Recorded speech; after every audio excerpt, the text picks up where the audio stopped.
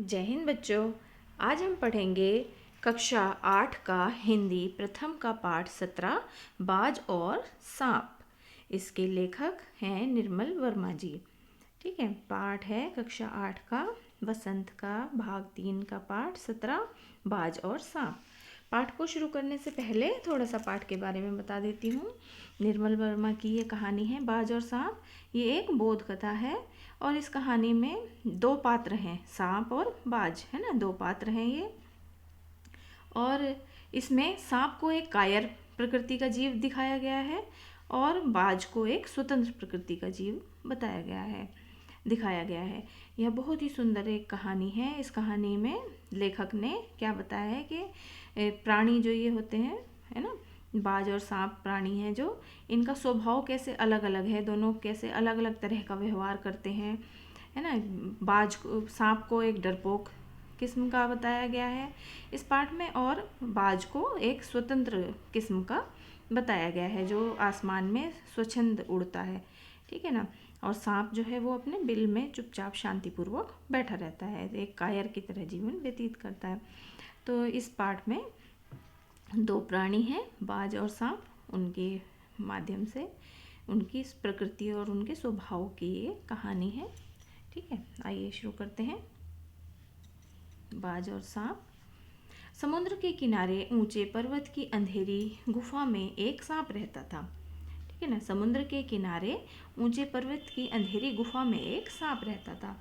समुद्र की तूफानी लहरें धूप में चमकती, झिलमिलाती और दिन भर पर्वत की चट्टानों से टकराती रहती थीं।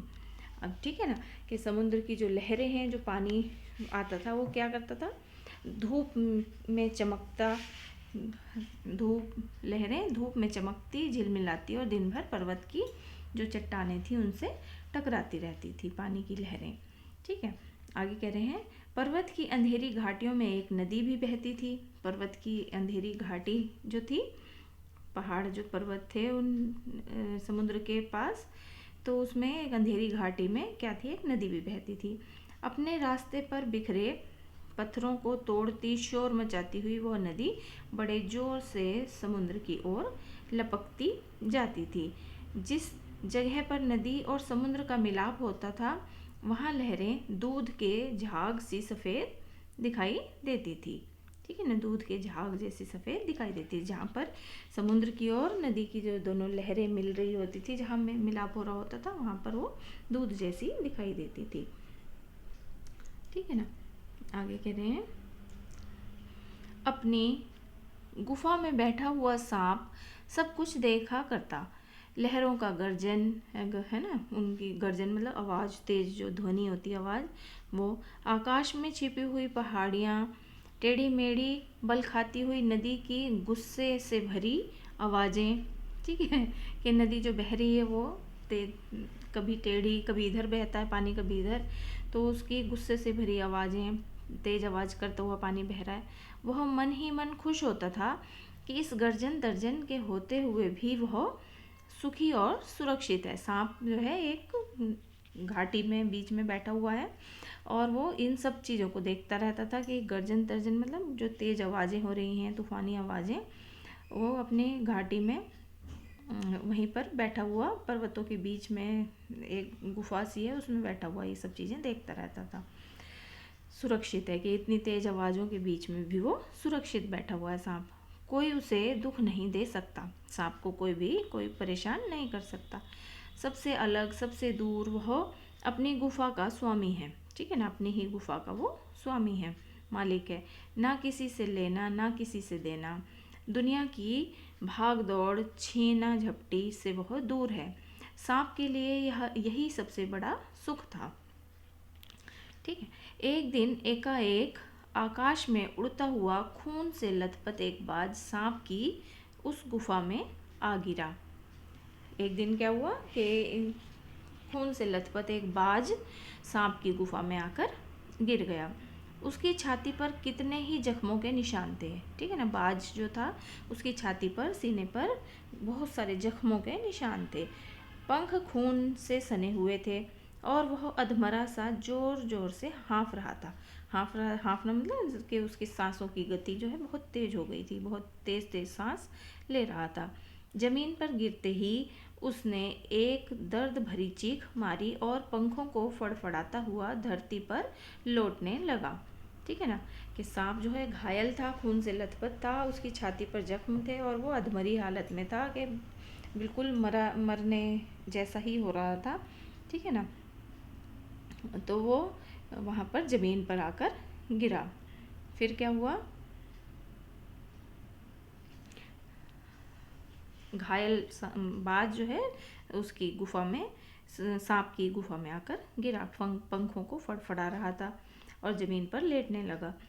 डर से सांप अपने कोने में सिकुड़ गया।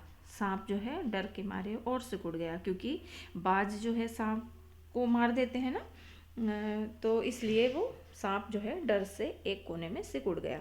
किंतु दूसरे ही क्षण उसने भांप लिया कि जीवन की भांप लिया कि बाज की जीवन की अंतिम सांसें गिन रहा है और उससे डरना बेकार है, कि बाज जो है अपनी अंतिम सांसें गिन रहा है, क्योंकि वो घायल है, वो मेरा कुछ नहीं बिगाड़ सकता। तो इसलिए उसने सोचा कि डरना बेकार है। यह सोचकर उसकी हिम्मत बंधी और वह रेंगता हुआ उस घायल पक्षी के पास जा पहुंचा। ठीक है, उसकी तरफ कुछ देर तक देखता रहा, फिर मन ही मन खुश होता हुआ बोला, क्यों भाई, इतनी जल्दी मरने की तैयारी कर ली? ठीक है, प्रश्नवाचक चिन्ह लगा हुआ है कि पूछ रहा है, सांप पूछ रहा है, रेंगता हुआ आया। देखो ये चित्र दिखा रखा है यहाँ पर। तो ये घायल है बाज घायल है, पंखों में से खून निकल रहा है और ये सांप है इधर। तो सांप क्या कह रहा है कि क्यों भाई, तुमने इतनी जल्दी मरने की तैयारी कर ली? बाज ने एक लंबी आह भरी। ठीक है ना, बाज ने एक लंबी आह भरी। ऐसे ही दिखता है कि आखिरी घड़ी आ पहुंची है, कि ऐसा ही दिख रहा है मुझे कि आखिरी घड़ी आ पहुंची है, लेकिन मुझे कोई शिकायत नहीं है। मेरी ज़िंदगी भी खूब रही भाई, जी भरकर उसे भोगा है।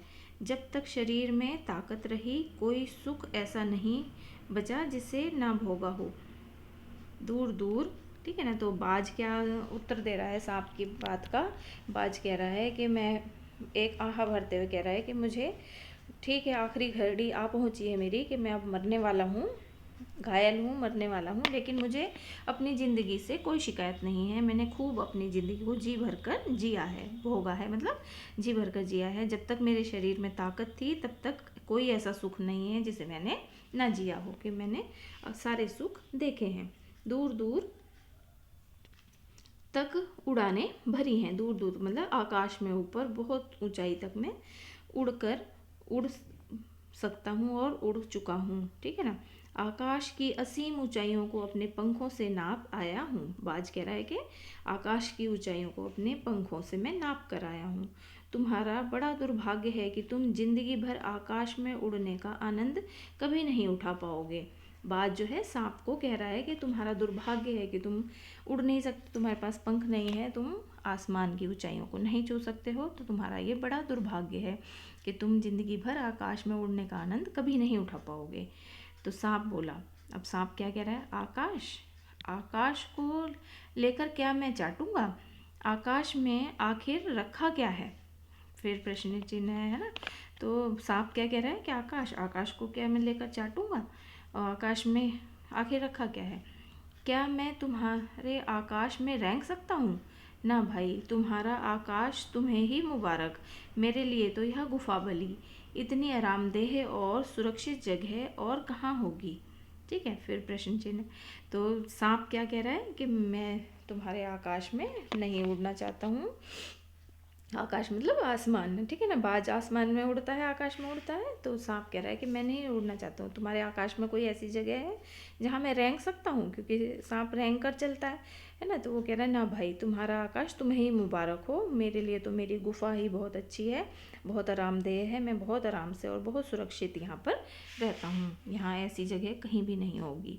ठीक है, सांप मन ही मन बाज की मूर्खता पर हंस रहा था। सांप मन ही मन बाज की मूर्खता पर हंस रहा था।